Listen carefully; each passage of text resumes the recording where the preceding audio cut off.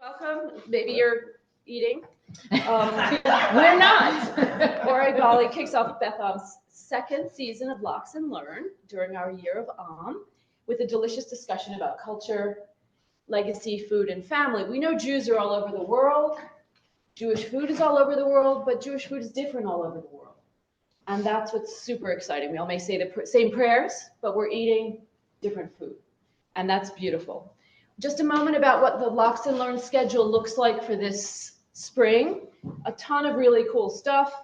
I'll just list their names. Rob Lieberman is next, professor of political science. Kimberly Katz, Palestinian Israeli political, Towson University. Rabbi Yolan Glazer, Jason Woody, Mary Kodamin, Rabbi Berg, Rabbi Dratch, Dr. Harriet Wims, Jerome Kapulski, and finally Bernadette Megenstein, who's just worked on a new project film on the Holocaust.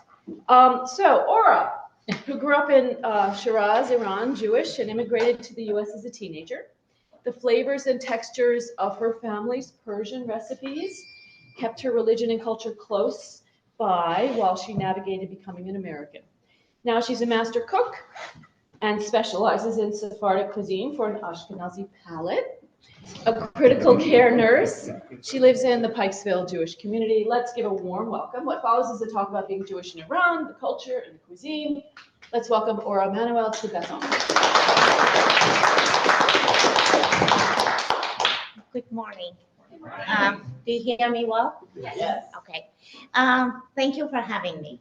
Thank you, Sharon, for the wonderful introduction. All right. I don't mind if you walk around, get the food, or, and if with my accent, something is not clear, I don't mind. Ask me. Stop me, ask me. All right. Let's start. I was born in Iran, in Shiraz, a city that is in the southern part of Iran with a very mild temperature. That's why the wine of Shiraz came from. I was born into a very wealthy family. My dad was the only importer and exporter of alcoholic beverage from Europe and Iran, Shiraz wine and all the other liquor to Middle East. Obviously, Muslim would not go to that business. And he was the only person.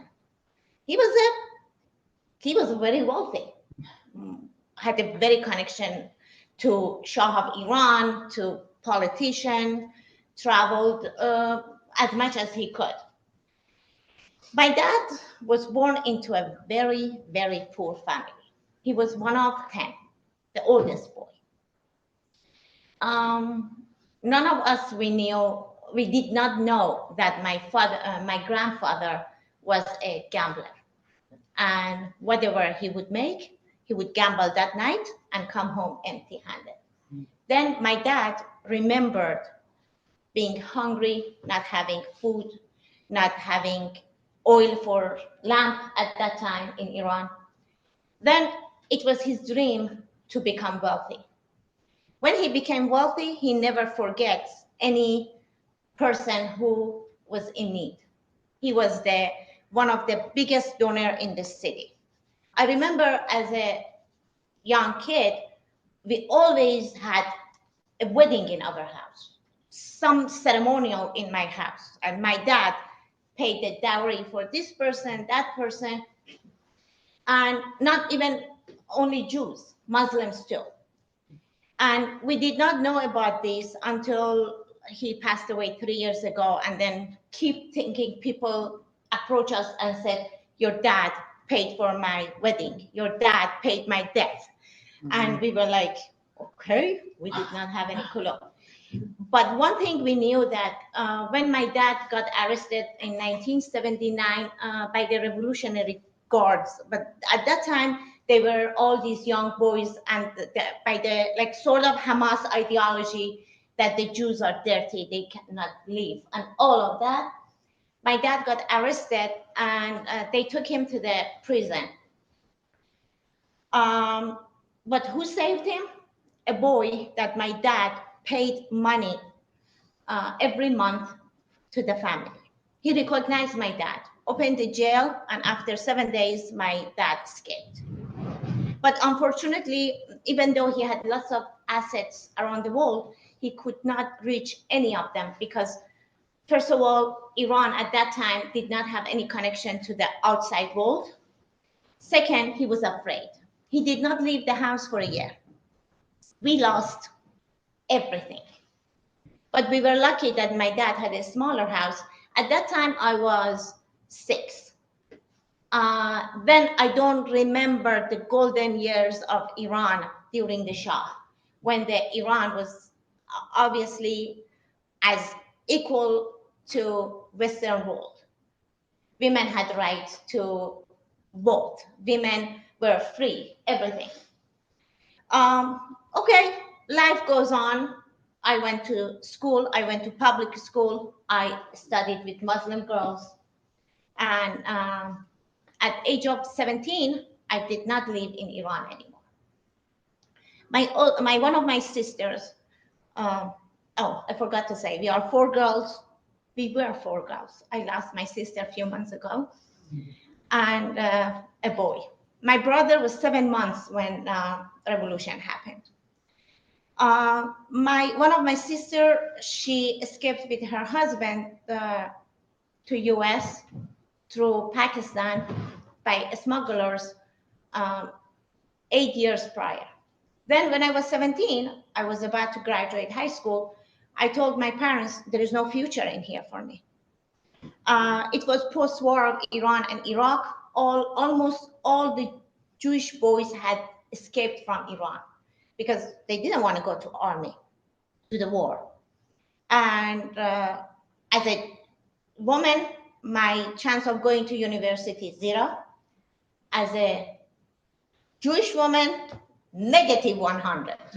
Then I told my parents, I don't want to leave. I don't want to live in here. Let me go.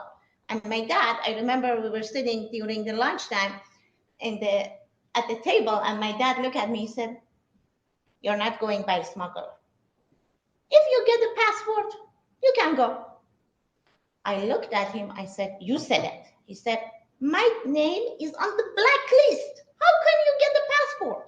They ask for your birth certificate. My name is there. Do you understand that? I said, then what do you want me to do? He said, let me think. I knew he will start bribing and see what he can do. But I did not wait for him. I went to the person who knew every Jewish people in Iran, a Muslim guy. He was in charge of giving the passport to anybody who wants to leave. At that time, Iranian government said, you can leave as a Jew, but do not go to Israel. You can go anywhere else, but leave everything. Just go with 1 luggage. No money, you cannot sell your house, you cannot sell your assets, just leave, you're free to leave. As a 17-year-old, I don't have any assets, I don't have anything. And I went to public school. I knew the Muslim mentality.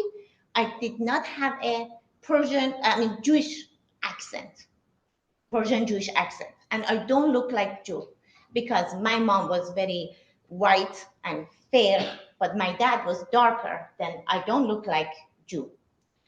I went and I made up a story.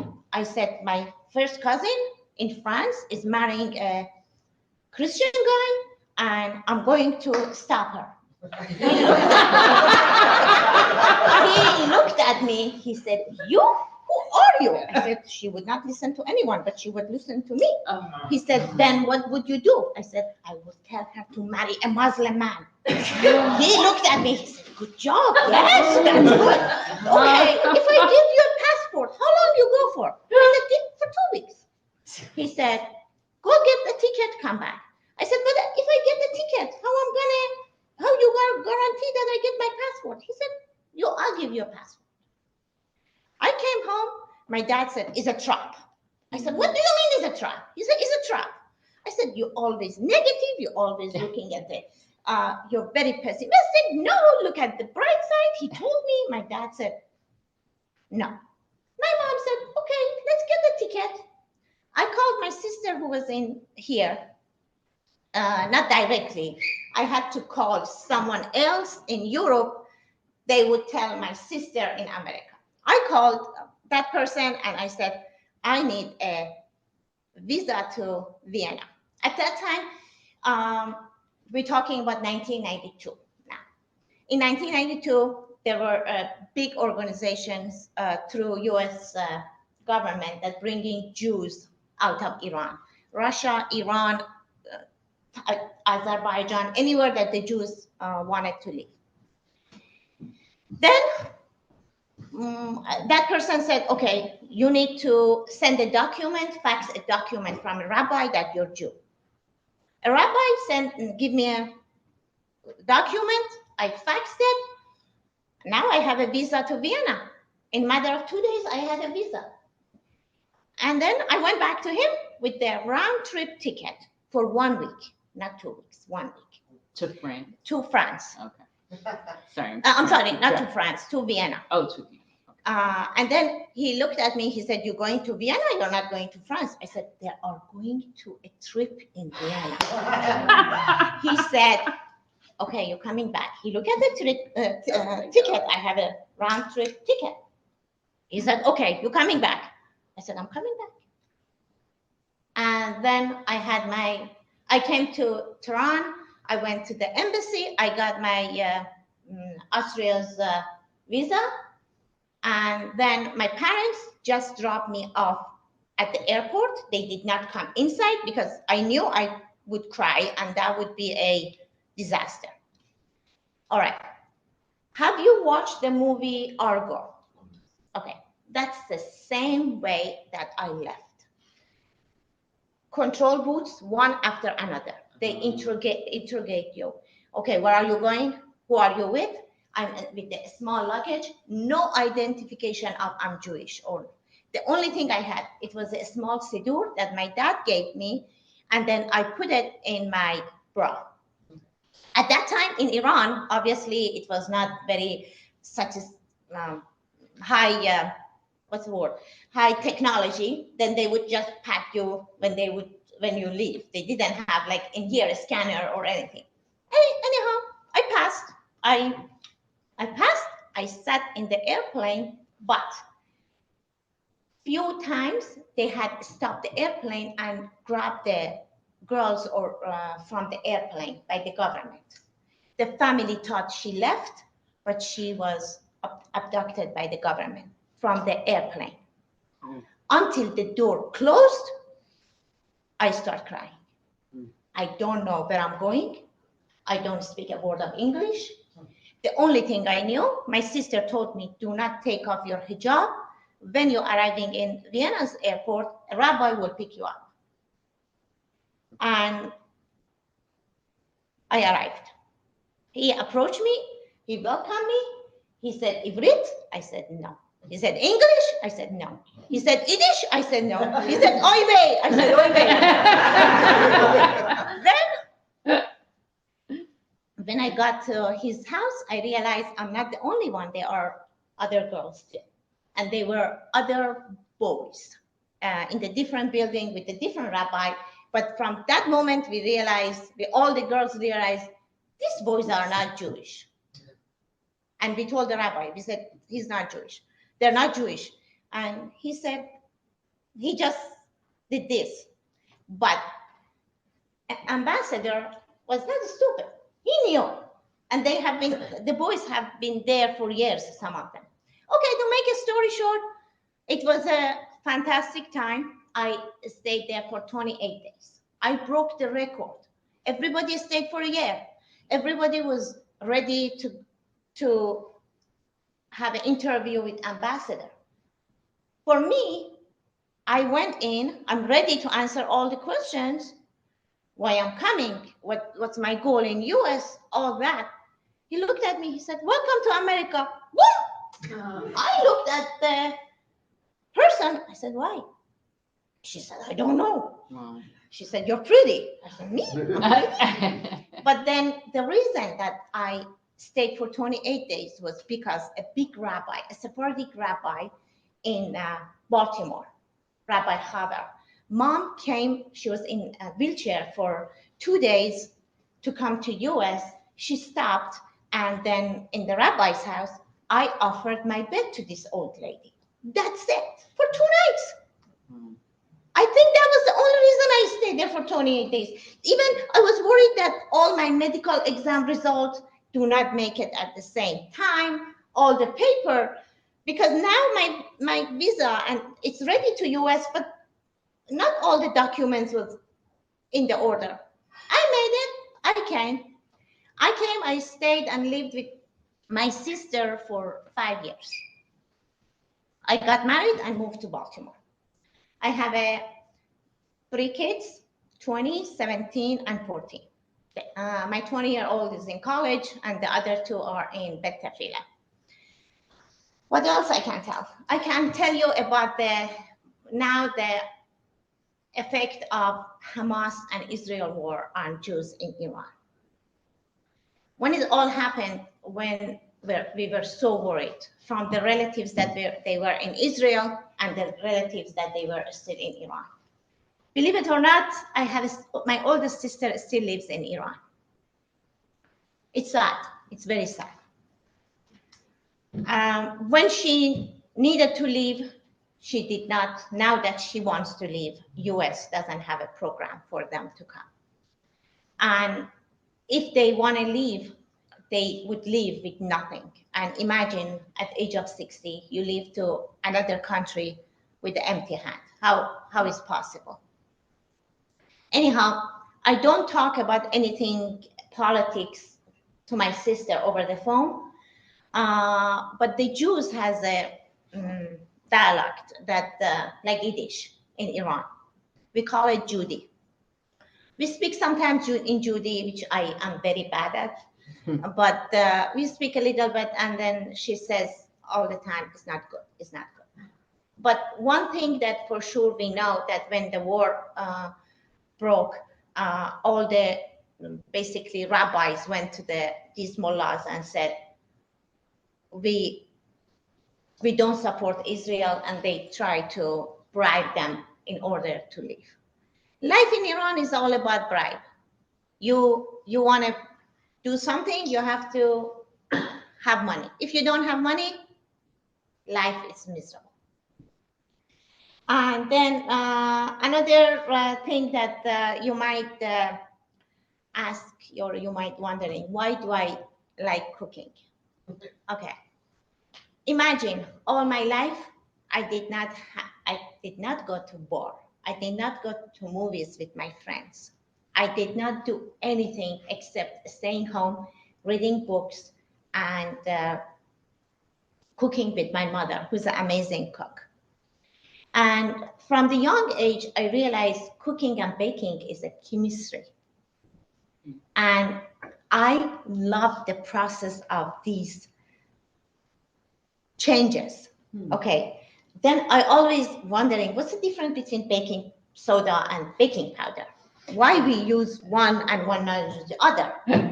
Or, have you ever cooked with the red onion and then you stuff it in the chicken, and then when you has it happened to anyone? And then it becomes gray in color. Why change the color? All of this, it was very interesting to me. Unfortunately, when I grew up in Iran, we did not have access to any Western journals. Okay, imagine like in North Korea now, it was the same way. First of all, learning English, it was crime. I learned a little bit, like hello, goodbye, all this from my older sister. But my dad was so afraid if we take any tutor, if we learn any language. Even in Iran, learning Hebrew language, they will consider you as a spy right away. Then imagine when I came at 17, I had to learn everything by myself. But Food Network, that was a channel that I loved because I could learn the vocabulary. At the same time, I would enjoy it. Most of the time, you don't need too much English to understand. Okay, you understand this is flour, this is butter, this is sugar, this is eggs. When I was in Vienna, I told a rabbi, I want to work. He said, how do you want to work? Not I did say myself because I couldn't talk to him. I asked one of the girls that she was from Tehran and she was the best speaker among all of us. He said, what you can do? I said, I can cook. He said, okay. He found me a family, Schwartz family. I am looking everywhere to find them. Unfortunately, I haven't found them yet. But amazing, amazing family. I would go every day, help her with the cooking. First, at the beginning, she thought that I work in the bakery or work in anywhere else, and I needed money. She offered me money. I said, I don't need money. I just want to speak to you to be able to learn. Speak to me in English. And then after a few times, she realized, wow, I can cook, I can bake. Then with 5 words that I knew, we would communicate. At that time, obviously, there was no computer or anything, and my dictionary was in my bag, and I would open it and quickly look to tell her, okay, I burned the onion. How do I say it in English? Like, not that I burned it. I was thinking, how should I say it? And then when I came to America, my sister said, that's it, no more Farsi. You need to go to college. I said, oh God, college? I don't know anything. She said, you will learn. The first day of college, I'm sitting in the class in English as a second language class. The instructor said, let's take a break. And I'm thinking, break. Break. And then all of a sudden, everybody got up and left the room. I'm like, oh, okay, let's take a break. And before I know it, I learned English. I'm still learning. And then I went to University of Maryland. I got my master's degree in nursing, and I worked in ICU critical care for years. A few years ago, I left ICU because I was done with dying people. And then now I work in outpatient clinic. I love it. And then I'm still cooking. I had shows here and there before. And that's about it. Any questions? Did I miss anything? I have a million questions. Sure. But I will let someone else go first I'm curious, you were talking about speaking Judy, and you said that your sister kept saying don't when you were on the phone. Was she concerned that someone was listening? Yes, all the time. Wow. When you are talking with someone, you hear a click all the time. Like your life in Iran as a Jew is always under monitor. And believe it or not, there are few Jewish families that they are spy in Iran. I don't blame them because they will kill them if they don't become a spy among the community. And people know that. If somebody talk to someone about making a trip, the government would know the next few minutes. Wow. Yeah. And you haven't been back? No. Okay. No. But it's so funny.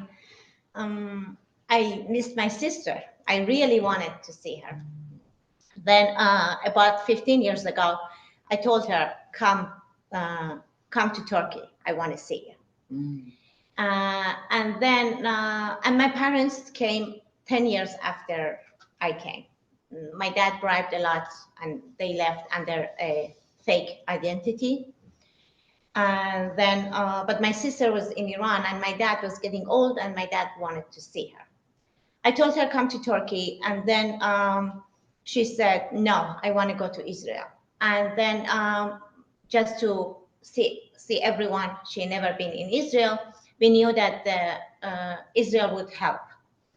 This is another story. My sister made it to Israel safely. I saw it after 23 years ago. After 23, I saw her. 23 years, I saw her. It was so overwhelming because I was not that 17-year-old anymore. She met my kids for the first time. She met my husband for the first time.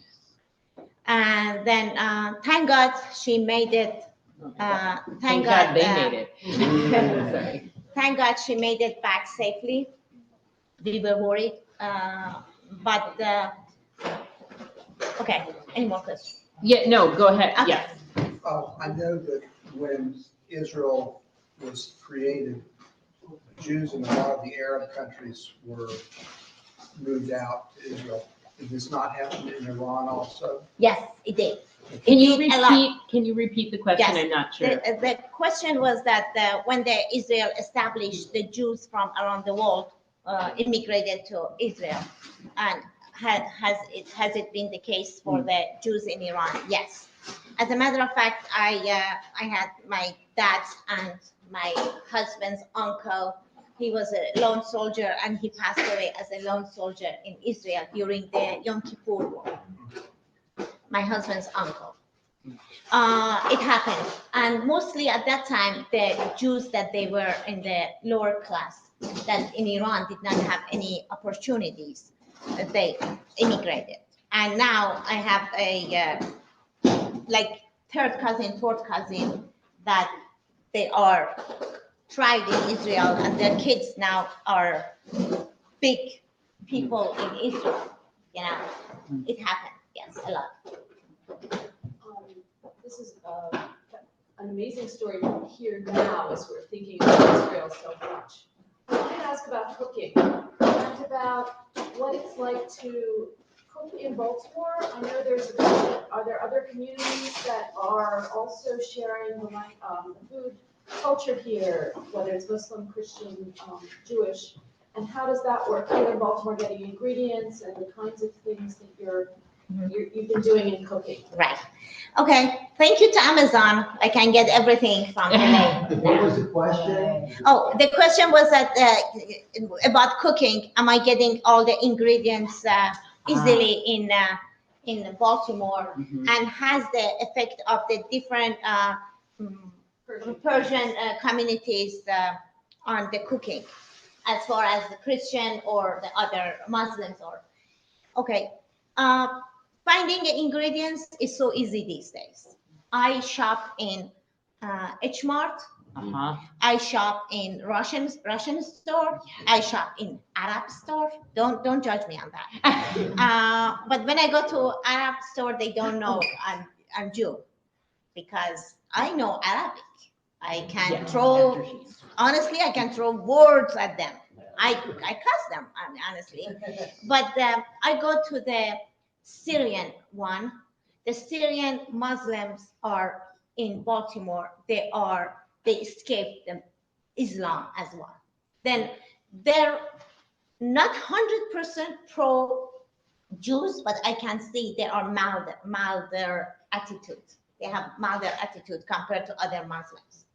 The worst ones are Palestinians, and after Palestinians are Pakistanis. These two are the worst, that I cannot stand them. And then about the different cooking, yes. Obviously, Muslims use lots of yogurt in marination of the meat and beef. But Jews never did that. There were certain dishes that my mom never made because we couldn't. There are one called tachin, and it's one of the good Persian. It seems that he knows. Right. Then, but now I make it with mayonnaise, and the first question people ask me, "How do you do that? How do you do that?" Okay, yogurt it has acid in there, and then this is what the chicken needs. Okay, yogurt. Instead of yogurt, I use mayonnaise and lemon juice. Then that's the chemistry comes with it. And then another thing is that up to 90 years ago, before the Jews become wealthy and Shah give them a right to thrive, lots of Jews don't use saffron. Muslims use saffron. Jews could not afford it. Like my grandmother never used saffron prior to my mom marrying my dad and coming to family, and my mom brought the saffron to the family. Right? They couldn't afford it. They didn't know how to use it, all that. This was imagine the economic status of the Jews had a big relationship to what they cooked, what they prepared. Did I answer? A little bit more about what's special or different about Jewish Persian food. Yes. Jewish Persian food. Okay. Of course, there is a food that all the Jews in Iran make for Friday nights. It's called gondi, but it's matzo ball with meat and spices. Imagine it's meat and chickpeas and onions and spices that Muslims don't have any idea what it is. And then that was a basically traditional Jewish food that when we arrived in when I arrived in Vienna, they told me the ambassador will ask you, what do you eat on Friday night? Make sure you know gondi, and he will ask you how your mom makes it. Make sure you know. And I said, he will ask that? They said he will. He didn't ask me any questions, but I don't know what other questions he would ask, because that was a Jewish identity food. Another thing that Jews make every Friday night is traditional in Iran. It's a food, it's a stew called gourmet sabzi. Sabzi, it's an herb. But that one, if either you love it or you hate it.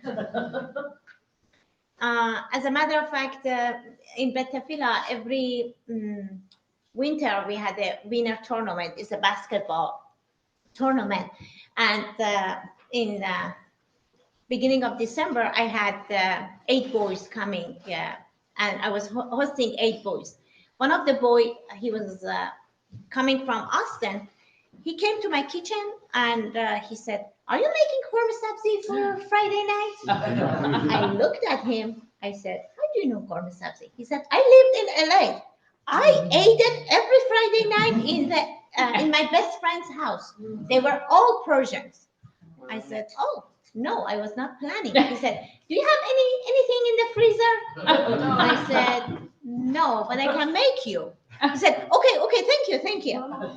And then that is gourmet sabzi and these different stews that the Jews make. Another different thing, as I said, instead of yogurt, they use lots of butter on their rice. Then Jews use oil. But honestly, about all these two differences, there is no other difference. Oh, another thing that I forgot. Muslims eat lots of lamb. Jews don't. Jews only eat regular beef. And the reason for that, in Iran, lamb smells so bad, so bad. My mom liked it. We hated it. When she would cook it, all the window will be open. Everybody will like. I remember I came home before Rosh Hashanah and she would make it, and I would complain every single minute of that day. And now I'm thinking how stupid I was. Nobody told me, okay, she's a human, she likes this, well, she likes to make it. For one day, give her a break. That was one thing. Another question, I'm sorry, before I forgot. This gentleman asked me earlier the population of Jews in Iran before and now. Before the revolution and up to in 90s, the biggest population were in Tehran, Shiraz, Isfahan, and Hamadan. Hamadan was the city that the grave of Esther and Mordechai is. But Hamadan, no more Jews. Zero, not even one family. Now the biggest community are in Shiraz and Tehran. Isfahan has a little, not a lot, maybe 4,000 to 5,000, but they say nobody knows for 100% sure. They say about 900,000 Jews immigrated between 1970s and 2000. But now they said between 12 and 15,000 Jews are living in Iran. Okay. Do Persian Jews make tadeg? And if so, okay, Everybody what's the makes that. secret? What's the secret to getting it right? Okay, I what's would the love to secret? know. You put the oil. Okay, first of all, you have to have a depend on your burner and flame. Oh, can I move? Yes, I was just gonna follow you with the No, no. camera if I had to. Okay, You're good. then don't put it on the small flame. Put it on your middle burner, right? And then put the oil in your pot. Let it get hot. Not to the point that it burns, but it gets hot. Then put your turmeric in there, swirl, right? And put your rice in there right away. You cook it in the not very high, but in the medium heat, right? When the steam comes out, you put half a cup of hot water. You just sprinkle it around the rice. You cover it with the paper towel and reduce it to the low and let it cook in the low for maybe an hour. And in order for it to become more crunchy, you wait longer, but don't burn it. Just watch it. Thank you. You're welcome. And then another secret is that if you put the potato, oh, this is another ball game. Okay. Any other questions? Sure. I'd love to hear more about the sort of situation of the Persian Jewish community in Iran and also in the United States. I lived in LA for several years. We were talking about earlier. Obviously, no community is monolithic, but there were a lot of wealthy Persian Jews in LA. I'm curious, were they able to, the story you told about not being able to bring things with you, were they able to bribe their way and bring their resources? Did they start from scratch, the ones who have been successful in the United States? What's the story of sort of Persian Jews in terms of, those, in America and maybe also still in Iran, and what's the sort of status of the community there, which I've heard from some folks is actually not so bad. No. That one If you have given money, the rhetoric it's not bad. of the Ayatollah, that would be horrible, and actually the Jewish community there is not terrible. It's just they can't be Zionist and other sorts of things. So maybe you can speak to that as well. Right. Okay. What is bad to you? Yeah, right. Well, maybe you know, right? The question is, when you never taste the honey, you cannot describe it to anybody else. Then how can I tell them the freedom when they never know what the freedom is, right? Do they know tomorrow you will have the same house that they're sitting today? No. There is no certainty there. When you don't know what will happen to you tomorrow, there is no law, there is no order. Whoever can come and rule on you, right? They say, oh, the situation is not bad. Of course it's not bad. You bribe every day, you have food, you have shelter, and you're alive. Of course, to them it's good, right? I don't know if you heard yesterday or not, there was a terrorist attack in the city of Kerman, which honestly I'm happy because there was a city that Qasem Soleimani, one of the biggest terrorists. Okay. You know one thing, everybody now, all the Persian broadcaster out of Iran is saying Iran did it because they want to make him as a national hero. You know, the reason, because now after it's since the death of Mahsa Amini, I don't know if you know her or not. She was an innocent young girl that passed away in the custody because she didn't have a proper hijab. After that, pro-life women and freedom movement that it's happening in Iran,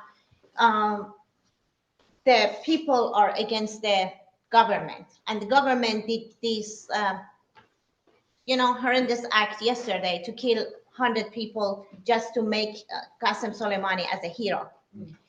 Then think about it. Is it to you is a good life that you don't know if you go somewhere you will come back home?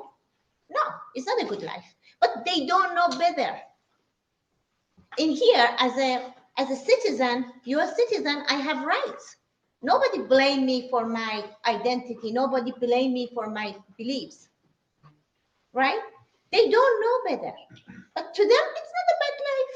Yes. This is one thing that am I explaining it clearly to you? And what about the Persian Community community in LA. Okay. The Jews that they left exactly after the revolution in 1979, they brought lots of money with them. Imagine at that time, Jews were wealthy in Iran. Shah would let them leave with everything they had. Even the first 2 years, it was easy to leave because Khomeini was still trying to see where things are going. Yes, they killed lots of people, lots of Jews, lots of innocent people, but still there was a way. These people who left, they brought money with them. And obviously some people that couldn't bring money, they have very good business mind that they become so wealthy in America. But then I have family members who came in late of 1990s or 2000. They're struggling in America because they came later in life. They lived in California. They never learned English very well. Honestly, to me, it's sad. I don't blame them. If they tell me go to Japan now, I will kill myself. At the age of 50, I had to go to Japan and learn new life. I will commit suicide. I'm a chassid shalom. I would not. But I'm just saying it's not easy at this age going to different country. But they never try to have a better life. I'm sorry. In here, in America, I'm telling you, you guys don't know what you have. When somebody comes and tell me, oh, this is a bad country, I get upset. And I tell them, you don't know what you're talking about. You've never been anywhere else. Then, okay, I hope I answered, Rabbi, right? Thank you. I wanted to know more about what being Jewish, growing up Jewish in Iran was like. Is it synagogue? Is it culture? Is it food? What was it like for you? Okay. Yes, they were in the city of Shiraz. It was a big community of Jews. They were lots of synagogue. My dad was a gabbai of one of the big shul in Iran. And then he helped to develop it. But the shul was in ghetto. 90 years ago, the Jews all lived in ghetto in Iran. They were like my parents grew up in the small area that only Jews could live, and Muslim would call it as a Zionist neighborhood. I mean, after revolution, they call it Zionist. Before, it was like they call it Judy neighborhood because the Jews were there, right? Then when I grew up in school, it was not easy. Honestly, I went to one of the good school, actually the best high school in in the city of Shiraz because we were living in the good neighborhood. Imagine it was a class of 42 girls. Some girls are very, very extremely religious. Some are atheists. I never treated badly. Let me tell you. As a matter of fact, I still have friends that they call me from Iran. They're all doctors. My class, from 42 girls, 40 of them, they become surgeon or doctor. Wow. Yes. First of all, Do you want some because, thank you, because we were living in the upper class level. All these girls went and bribed, the parents bribed, they went to the university and they become doctors. But there were few girls, I can count 4 of them, that they came from a very religious family. On the rainy days, they would not sit next to me. Thank you. The reason for that was because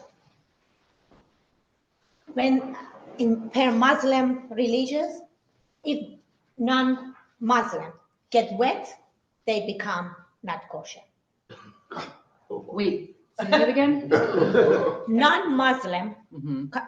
like Christians and Jews or any other religion, if you are wet, you are haram, not kosher. To a Muslim person? No. Yes, Oh, that's, they would not sit next to me on rainy days. wow. Wow. They would not touch my pencil. Okay, go ahead. This is the last question. Sorry. Yeah. Okay, so I'm over 80. I've never in my life paid a bribe to anybody. Good for you. I have It's done, good for me. I don't know anybody else who's ever paid a bribe. of course. I mean, are they- That's the reason are the I say. Iranians by nature dishonest people? Are they? I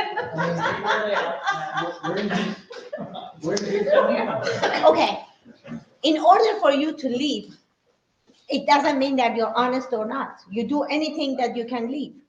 Do you think if the But you said everything is a bribe. everything is Whatever right? you want to do. Yes, if you want to open a store, you want to get a store, you have to bribe. They might not like the Jew in the shopping center. We had mafia here. My grandmother used to have to pay mafia in the corner store in the Bronx. It's very normal. I mean, it happens here. Oh, Yeah. You know, you should be so proud of yourself. Right. I'm not trying. I have bribed a lot in Iran myself. Imagine at the age of 17, I had to bribe. And I did. How about in this country? No, nothing here. You know, I have been in America longer than I am 50. I have been in America longer than I have been in Iran. Then, as I say, you don't know what you have in this country. Please remember this. You guys don't know what the privilege as an American we do. Okay, think about it. You want your daughter to get married, you have to plan it in a month ahead because you have to go and get a chicken. That the numbers of the chicken you need. It's not a store that you go like in here, you to go and get it. You have to go and buy it, come and clean it, hire the women to sit down and clean all these chicken, and then hire a caterer or somebody. Imagine, all of that is not easy. First of all, they come and ask you, why do you need this much stuff? What's going on? Imagine when you're sitting in the shul, you know that the spy is sitting and the rabbi had to watch out what he's talking about. Okay, this sounds so crazy. When I was in high school, few of my classmates came to our house because we had grape trees, the wine trees, all over our backyard. My dad loved wine. Okay, as a Jew, you have to make the wine at home. There's no liquor store, right? They came. One of them wanted the grapes. I said, okay, go ahead, cut it. I don't mind. The other one told her, don't. It's from Jewish home. Don't. She looked at her and said, why? It's a grape from the tree. What's wrong? She said, it came from the Jewish home, and then it's from the water that the Jews use. They are so stupid, right? There are things. If my dad was alive, he would talk about how he raised as a Jews among Muslims. My dad said, he always said that, he said they would come to my warehouse to order the wine for their wedding, for anything, liquor, wine. Okay, if there was like imagine $100 was a change money, my dad said they would put it in the back pocket, that they don't use that money that come from a Jew to buy a food for the family. That money has to go to different things. Imagine their mentality. Okay, if I can talk, I can talk for hours. we better. And you stop. have samples? Yes, I have. Thank you so much.